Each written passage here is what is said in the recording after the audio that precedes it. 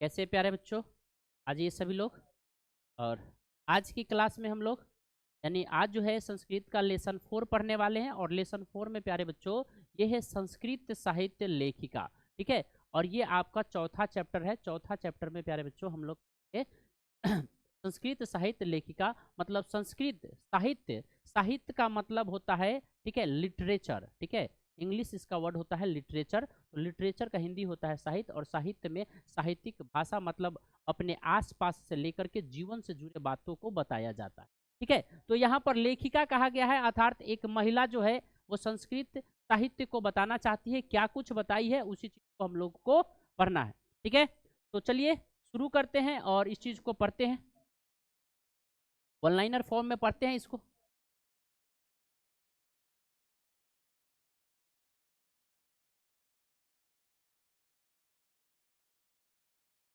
संस्कृत साहित्य लेखिका। प्यारे बच्चों इस चैप्टर का नाम क्या है? संस्कृत साहित्य लेखिका। ठीक है, संस्कृत साहित्य लेखिका। एक बात याद रखिएगा प्यारे बच्चों, ये क्या है? तो एक निबंध है। क्या है? निबंध है। तो याद रखना है ये क्या है? निबंध है। पहला चैप्टर पढ़े थे, पहला चैप्टर का नाम क्या था प्यारे बच्चों?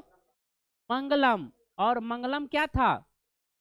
उपनिषद था। याद है ना? उसमें कितने मंत्र दिए गए थे? 5 को मंत्र दिए गए थे। याद है ना? 5 मंत्र। दूसरा चैप्टर क्या पढ़े हैं? पाटलिपुत्र। और पाटलिपुत्र के लेखक कौन थे? सॉरी, पाटलिपुत्र क्या था? निबंध था। पाटलिपुत्र क्या था? निबंध। और जो मंगलम पाठ था उसके लेखक कौन थे? वेद व्यास थे। कौन थे? वेद व्यास। पाटलिपुत्र में हम लोग पाटलिपुत्र में सत्य के क्या बोलते हैं, इसमें हम लोग पाटलिपुत्र के बारे में पढ़े थे और उसके 5 नामों को पढ़े थे। याद है ना? हाँ, हमें बताए थे ना कि सोए हुए रहेंगे तभी भी आप बता सकते हैं, तो याद रखिएगा। उसके बाद तीसरा हम लोग पढ़े कौन? हाँ, आप लोग की कहानी था। याद है ना? आप लोग की कहानी था अलस कथा। और अलस कथा के लेखक कौन थे? विद्यापति थे। याद आ गया? तो ये विद्यापति ये 4 लोगों की कहानी को बताए थे, जिसमें पहला व्यक्ति क्या बोला था?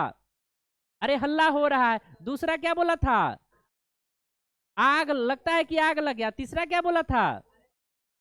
अरे चुपचाप क्या हो जाए, तो जाओ, कोई दयावान व्यक्ति आएगा और हम लोगों को क्या करेगा? कंबल उड़ा देगा। चौथा क्या बोला? अरे चुपचाप रहो, आराम से सो जाओ, टेंशन नहीं लो, कोई आएगा हम लोगों को पकड़ के ले जाएगा। आइए संस्कृत साहित्य लेखिका की बात करते हैं, जो एक निबंध है। समाज रूपी गाड़ी कैसे चलती है? तो समाज की जो गाड़ी है, समाज जो है कैसे चलेगा? तो पुरुष और नारी दोनों से। अब यहाँ पर कोई चाहेंगे कि सिर्फ पुरुष रहेंगे तो वो चल जाएगा? नहीं चलेगा। हमारे पिताजी हमको कहें कि एक काम करो, जब 10th पास किए तो हमको कहें कि एक तुम जो है ITI कर लो। हम कहें कि हम नहीं करेंगे। पता है क्यों नहीं करेंगे? क्योंकि वो में एको को लड़की पढ़वे नहीं करती, इसीलिए हम कहें कि हम उसमें जबे नहीं करेंगे। समझ गए ना? मतलब को एजुकेशन चाहिए। और को एजुकेशन का मतलब क्या होता है? को एजुकेशन का मतलब होता है सह शिक्षा, जिसमें लड़का और लड़की दोनों का भाग होना चाहिए। वो कैसा काम है? ये जरूर जो है कि वो बहुत ज्यादा मेहनत वाला काम होगा, लोहा लक्कड़ वाला काम होगा। इसलिए बच्चों उसमें हम नहीं गए थे। क्यों? क्योंकि वहां पर सिर्फ और लोहा लक्कड़ का काम होता है। जिसका कम दिमाग होता है ना, वो वहां पर जाके सेटल होता है। लेकिन आज वहां पर बदलाव हो गया है। ITI में बहुत सारे ट्रेड आ गए, तो वहां पर अब लड़कियों को अब दिया जाने लगा शिक्षा। तो आप सोच रहे हैं कि अब जाए? नहीं जाएंगे बच्चे। समाज रूपी गाड़ी कैसे चलती है? तो पुरुष और नारी दोनों से चलती है। अर्थ व वेद में कितने महिला कवित्रियों का वर्णन है? याद रखिएगा, अर्थवेद में कितनी महिलाओं कवित्रियों का वर्णन है? 5। कितने? 5। और ऋग्वेद में कितने ऋषिकाओं का वर्णन है? 24 गो। कै गो है? 24 गो। ऋग्वेद में कितने ऋषिकाओं का, यही पूछता है, ऋषिकाओं की संख्या कितनी है? 24 गो है। कै गो है? 24 गो है। याद रखिएगा प्यारे बच्चे, कितना है? 24। लौकिक संस्कृत में कितने ऋषिकाओं का वर्णन है? लौकिक में ध्यान से समझिए, ऋग्वेद में कितने ऋषिकाओं? 24। और लौकिक संस्कृत में 40 को। याद रखेंगे ना? और लौकिक संस्कृत में ऋषिकाओं को कितने पद मिलते हैं? 150। कितने? 150, 150। याद रहेगा ना? फिर से इसको याद, ऋग्वेद में कितने ऋषिकाओं का वर्णन है? 24 गो। लौकिक संस्कृत में कितने हैं? 40 गो। लौकिक संस्कृत में ऋषिकाओं को कितने पद मिले हैं? 150 मिले हैं। याद रहेगा ना? याज्ञवल्क्य की पत्नी का नाम क्या था? मैत्रेय। ये पूछता है कि याज्ञवल्क्य के पत्नी का नाम क्या था? मैत्रेय था। याज्ञवल्क्य के अपनी पत्नी मैत्रेय को किसकी शिक्षा दी थी? किस चीज का? आत्म तत्व की। किसका? आत्म तत्व। देखिए, आज भी भारत सरकार जो है लड़कियों को करे कि आत्म सुरक्षा के लिए अपना जो है कि कराटे जुड़े इसको सीखे और आत्म सुरक्षा करे, यानी कि उनको जो डर लगता है बाहर निकलने में, तो वो सुरक्षा प्रदान अपने से, पहले अपने से ही मजबूत नहीं होंगे तो वो दूसरों से कैसे लड़ेंगे? तो उसके लिए अब गवर्नमेंट भी इस पर जोर दे रही है, ठीक, इस पर काम कर रही है। महाभारत में किसका वर्णन है? सुलभा का। किसका? सुलभा का। महाभारत में किसका वर्णन है? सुलभा का। जनक की सभा में सबसे विदुषी कौन थी? गार्गी। जनक की सभा में सबसे विदुषी, विदुषी कौन थी? गार्गी थी। क्या थी? गार्गी। चंद्रादित्य किस वंश के थे? देखिए, नाम है चंद्रादित्य, किस वंश के थे? चालुक्य। ये तो ऐसे ही याद रहेगा, चंद्रादित्य, चंद्रादित्य चालुक्य वंश। याद रहेगा ना?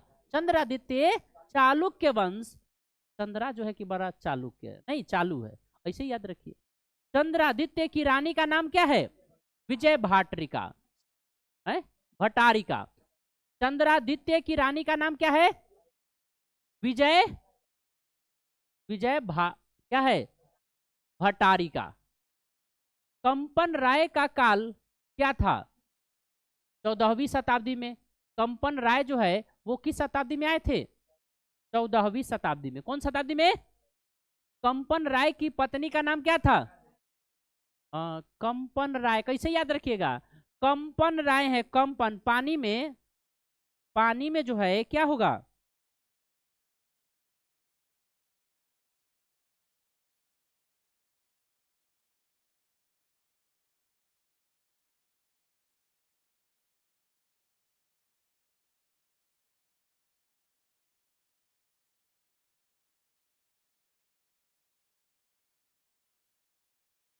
कहा गया कि कंपन राय की पत्नी का नाम क्या था? गंगा देवी। मधुर विजयनम काव्य की रचना किसने की थी? गंगा देवी ने। और गंगा देवी कौन था? कंपन राय की पत्नी थी। और इसने क्या लिखा था? मधुरा विजयम। क्या लिखे थे? मधुरा विजयम लिखे थे। याद रहेगा? अच्युत राय का शासनकाल क्या था? षोडश, मतलब 16वीं शताब्दी। कौन? 16वीं शताब्दी। अच्युत राय का शासनकाल क्या था? 16वीं शताब्दी। अच्युत राय की पत्नी का नाम क्या था? क्या नाम है? तिरुलंबा। तिरुलंबा। किसका? अच्युत राय की पत्नी का नाम क्या है? तिरुलंबा। ठीक है, याद रहेगा?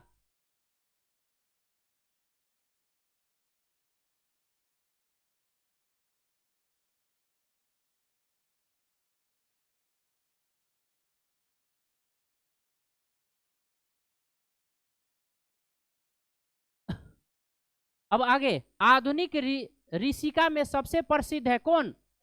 पंडिता छमाराव। अब देखिए, आधुनिक ऋषिकाओं में सबसे प्रसिद्ध कौन है? पंडिता छमाराव। उस समय के सबसे प्रसिद्ध जो है वो ऋषिका में कौन आए थे? पंडिता छमाराव। शंकर चरित्रम की रचना किसने की थी? ये दोनों बहुत इंपॉर्टेंट है, ये याद रखिएगा। ये दोनों जो है बहुत इंपॉर्टेंट है, यह याद रखिएगा। ठीक है, कि आधुनिक ऋषिकाओं में सबसे प्रसिद्ध किसको माना गया? पंडिता छमाराव को। और शंकर चरित्रम किसकी रचना है? सत्याग्रह गीता की रचना किसने की थी? समझ रहे हैं ना? हाँ। उसके बाद है सत्याग्रह गीत की रचना पंडित क्षमाराव ने किसके दर्शन से प्रभावित होकर इसकी ये रचना की थी? तो किसके? महात्मा गांधी। किसका? सत्याग्रह गीता का। सत्याग्रह गीता किसके द्वारा लिखा गया है? पंडिता छमाराव के द्वारा। और यह किसके मतलब किससे यह क्या बोलते हैं, प्रेरणा लेकर के? तो महात्मा गांधी से। वनमाला भावलकर, मिथिलेश कुमारी मिश्र इत्यादि किस काल के कवित्री है? देखिए, यह भी कवित्री ही है, तो ये वर्तमान काल मतलब इस काल के ही। ठीक है, वनमाला भवलाकर, क्या है, भवालकर, मिथिलेश कुमारी। तो ये पूछता है एग्जाम में कि मिथिलेश कुमारी जो है वो किस काल के है, तो वर्तमान काल के है। विजयनंका की दांडी ने क्या कहा, सर्व शुक्ला सरस्वती। विजयांका की दांडी ने क्या कहा था, सर्व शुक्ला सरस्वती। ठीक है, सर्व शुक्ला सरस्वती किसने कहा था, विजयांका ने। अभी अभी तो पढ़े, किसने कहा था, विजयांका ने। संस्कृत क्या है प्यारे बच्चों, संस्कृत साहित्य लेखिका किस प्रकार का पाठ है, निबंध है, स्टार्टिंग में ही बता दिए हैं। विजयांका किस शताब्दी की थी, 8वीं शताब्दी की। विजयांका किस शताब्दी की है, 8वीं शताब्दी। और हम लोग पढ़ रहे हैं 14वीं शताब्दी, 16वीं शताब्दी। ठीक है, और वर्तमान काल के कौन है, विजयांका। कौन है वर्तमान काल की, कौन है, मिथिलेश कुमारी है। कौन है, मिथिलेश कुमारी है। विजयनगर के राजा किस भाषा के संरक्षण का प्रयास करते थे, संस्कृत का। विजयनगर के राजा किस भाषा का संरक्षण करते थे, बताइए, संस्कृत का। नीलोत्पलश्यामा किससे कहा गया है, विजयांका को। नीलोत्पलश्यामा किसे कहा गया है, विजयांका को। दार्शनिक के रूप में कौन वर्णित है, मैत्री। दार्शनिक के रूप में कौन है, मैत्री। और मैत्री किसकी पत्नी है, अभी ना हम लोग पढ़े, मैत्री अभी पढ़े ना, मैत्री किसकी पत्नी है, यावल्य के। ठीक है, अच्युत राय कहाँ के राजा थे, विजयनगर के। तो इस प्रकार से ये जो है हमारा कौन सा चैप्टर, चौथा चैप्टर। तो प्यारे बच्चों अभी जो हम लोग पढ़े चौथा चैप्टर पढ़े, और इसमें संस्कृत में किसके, संस्कृत साहित्य लेखिका के बारे में बताया गया था। ठीक है, और ये क्या है, निबंध है। और इसमें हम लोग क्या क्या पढ़े, तो वर्तमान काल में और पंडिता छमाराव के बारे में पढ़े। ठीक है, और वर्तमान जो लेखिका है, और इसमें हम लोग कुछ सूत्र को क्या बोलते हैं, कुछ डाटा से रिलेटेड भी आपका था। ठीक है, उस चीज को एक बार और आपको दिखा दे।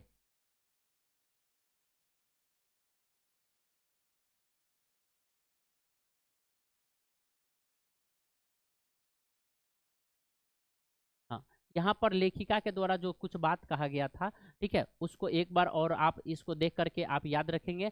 अर्थवेद में कितनी महिलाएं थी, तो 5। ऋग्वेद में कितनी ऋषिकाओं का वर्णन है, 24। लौकिक संस्कृत में कितने हैं, 40। और लौकिक संस्कृत में ऋषिकाओं को कितने पद दिए गए, 150। और याज्ञवल्क्य की पत्नी का नाम क्या था, मैत्री था। तो ये बातें हम लोग पढ़े, और इस प्रकार से ये कंप्लीट हो गया। ठीक है, तो आप इसे नोट कर लेंगे और इसे याद करके आएंगे, तो कल की क्लास में हम लोग आगे चर्चा करेंगे और फिर पढ़ेंगे, और इसका फिर सब्जेक्टिव का बात करेंगे। Okay, thank you.